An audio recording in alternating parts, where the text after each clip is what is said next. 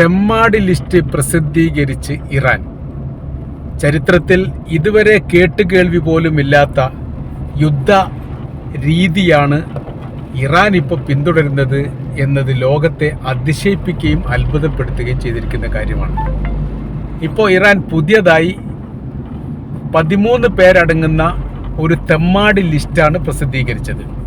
ഇതെല്ലാം വധിക്കപ്പെടേണ്ടവരാണെന്നും ഇവരാലാണ് ലോകം അശാന്തിയുടെ നാളുകളായി തീരുന്നത് എന്നുള്ളതും ഇവർ തുടരുന്നിടത്തോളം കാലം ലോകത്തിന് സമാധാനമോ ഉയർച്ചയോ വളർച്ചയോ ഉണ്ടാവുകയില്ല എന്ന് മാത്രമല്ല, ഒരു അടിമ വംശം പോലെ അമേരിക്കക്ക് കീഴ്പ്പെട്ടുകൊണ്ട് ജീവിക്കേണ്ട ഒരു അവസ്ഥാ സാഹചര്യങ്ങൾ വരും.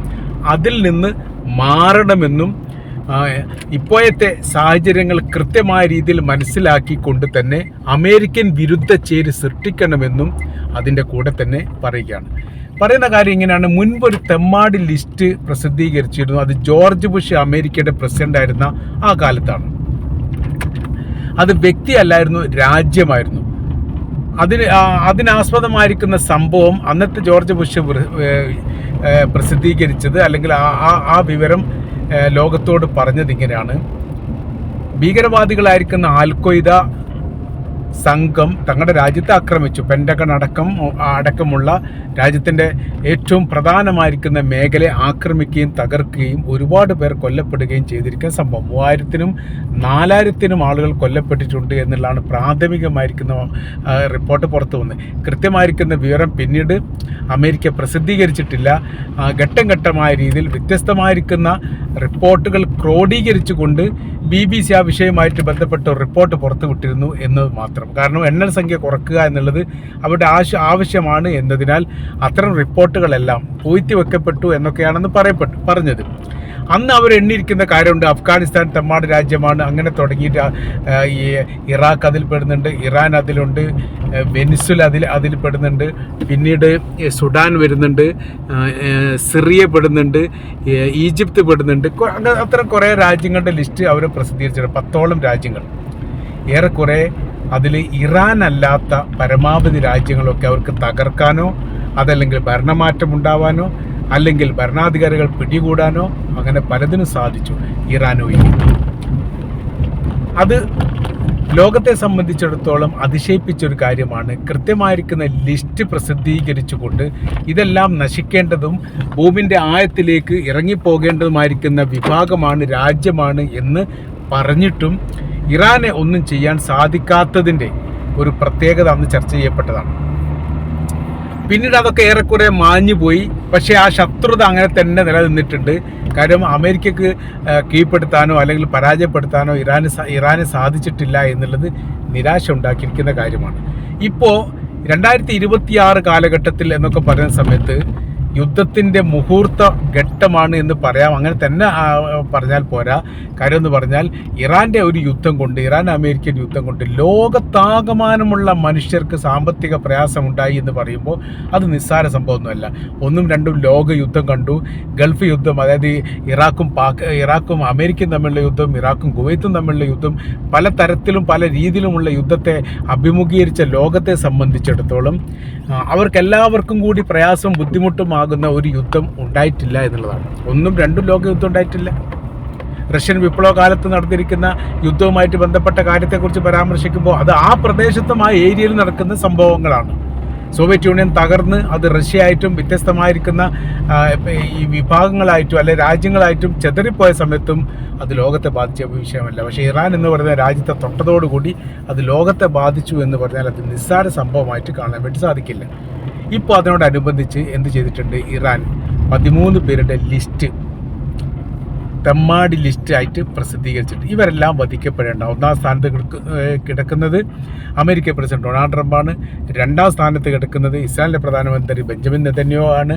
പിന്നീട് അമേരിക്കയിലെ വ്യത്യസ്ത കാലത്തിൽ ഭരണം നടത്തിയിരിക്കുന്ന ഭരണാധികാരിയുടെ ലിസ്റ്റുണ്ട്, ഇസ്രായേൽ ഭരണാധികാരിയുടെ ലിസ്റ്റുണ്ട്, ഇസ്രായേൽ രാഷ്ട്രീയ പാർട്ടികളുടെ നേതാക്കന്മാരുടെ ലിസ്റ്റുണ്ട്, ഈ അമേരിക്കയുടെ രാഷ്ട്രീയ പാർട്ടിയുടെ നേതാക്കന്മാരുടെ ലിസ്റ്റുണ്ട്. അങ്ങനെ പോകുന്നു യഥാർത്ഥത്തിൽ ഈ സംഭവം.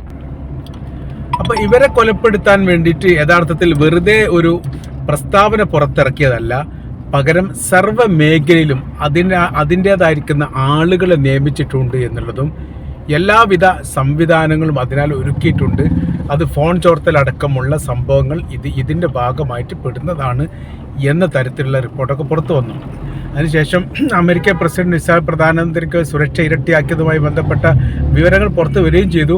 പക്ഷേ അത് ഇതുകൊണ്ടാണ് എന്നൊന്നും അമേരിക്കയോ അല്ലെങ്കിൽ ഇസ്രായേലോ പറഞ്ഞിട്ടില്ല. ഇതിൽ നിന്ന് മനസ്സിലാക്കേണ്ട കാര്യം 5ലധികം തവണ വധശ്രമത്തിൽ നിന്ന് രക്ഷപ്പെട്ട വ്യക്തിയാണ് അമേരിക്ക പ്രസിഡന്റ് ഡൊണാൾഡ് ട്രംപ്. ആദ്യത്തെ വധശ്രമത്തോടനുബന്ധിച്ച് തന്നെ ഇതിന് പിന്നിൽ ഇറാനാണ് എന്ന് സംശയിക്കുന്നു എന്നൊരു പരാമർശം അത് നടത്തിയിട്ടുണ്ട്.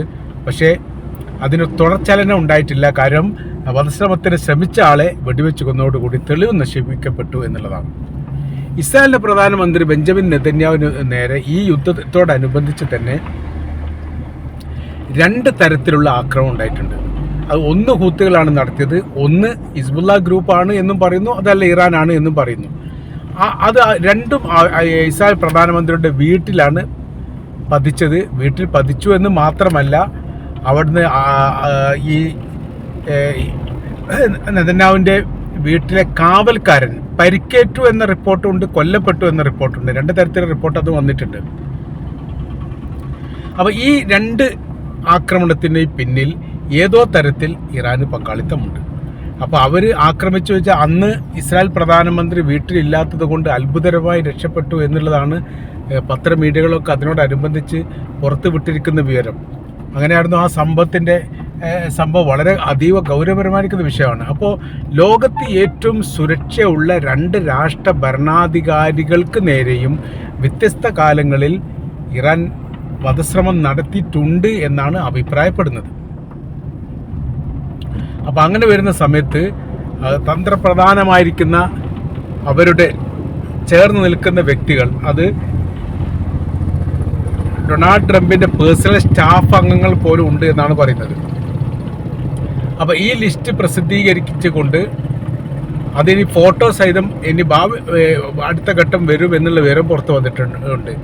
എന്നിട്ട് അവരെ വധിക്കാനുള്ള ശ്രമങ്ങൾ ഇറാൻ നടത്തുമെന്ന് പറഞ്ഞാൽ ഇത് ലോക ചരിത്രത്തിലൊക്കെ ഇത് ആദ്യമായിട്ടുള്ള സംഭവമാണ്. ഇത്തരം സംഭവങ്ങളൊന്നും റിപ്പോർട്ട് ചെയ്യില്ല. ഒരു 3ാം ലോക രാജ്യമായിരിക്കുന്ന ഇറാന് ലോകത്തിലെ സൂപ്പർ പവറുള്ള അമേരിക്ക എന്ന് പറയുന്ന രാജ്യത്തിലെ പ്രസിഡന്റ് അടക്കമുള്ള ഉന്നതരെ വധിക്കും എന്ന് പരസ്യമായിട്ട് പറഞ്ഞു എന്ന് പറയുമ്പോൾ യഥാർത്ഥത്തിൽ ഇറാൻ്റെ സൈനികപരമായിരിക്കുന്ന ബലവും ശക്തിയും ഇപ്പോഴും ലോകത്തിന് മനസ്സിലായിട്ടില്ല എന്നുള്ളതൊരു യാഥാർത്ഥ്യമാണ്.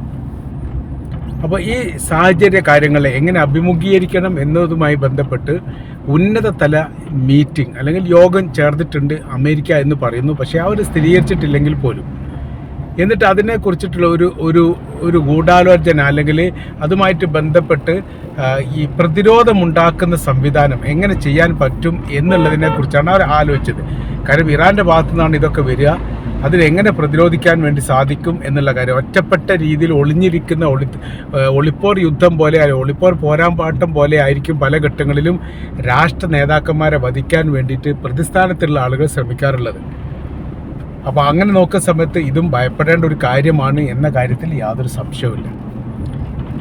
ഈ വിഷയം ഇപ്പോഴത്തെ നടന്നിരിക്കുന്ന വിഷയവുമായിട്ട് ബന്ധപ്പെട്ട് വലിയ രീതിയിലുള്ള അന്വേഷണങ്ങളൊക്കെ ആരംഭിച്ചിട്ടുണ്ടെന്ന് പറഞ്ഞു. ഇറാൻ അവരുടെ സ്റ്റാൻഡ് വിട്ട് അവർ കളിച്ചിട്ടില്ല. അവർ കൃത്യമായ രീതിയിൽ പറഞ്ഞിട്ടുണ്ടെങ്കിൽ ഏതെങ്കിലും തരത്തിൽ അപായപ്പെടുത്താനുള്ള സാധ്യതകളുണ്ട്. അങ്ങനെ അപായപ്പെട്ട് കഴിഞ്ഞാൽ ഡൊണാൾഡ് ട്രംപ് പറഞ്ഞിരിക്കുന്ന കാര്യമുണ്ട്, എന്നെ അപായപ്പെടുത്തി കഴിഞ്ഞാൽ 1000ഓളം മിസൈലുകൾ താൻ റെഡിയാക്കി വെച്ചിട്ടുണ്ട്, സൈനികർക്ക് നിർദ്ദേശം നൽകിയിട്ടുണ്ട്, ആ രാജ്യത്തിന് നേരെ ശക്തമായിരിക്കുന്ന ആക്രമണം നടത്താൻ വേണ്ടിയിട്ട് അവർക്ക് താൻ മുന്നറിയിപ്പ് നൽകപ്പെട്ടതാണ്, അതല്ലെങ്കിൽ അവർക്ക് പ്രത്യേകമായിരിക്കുന്ന അംഗീകാരം നൽകിയിട്ടുണ്ട് എന്നൊക്കെ പറയുന്നു.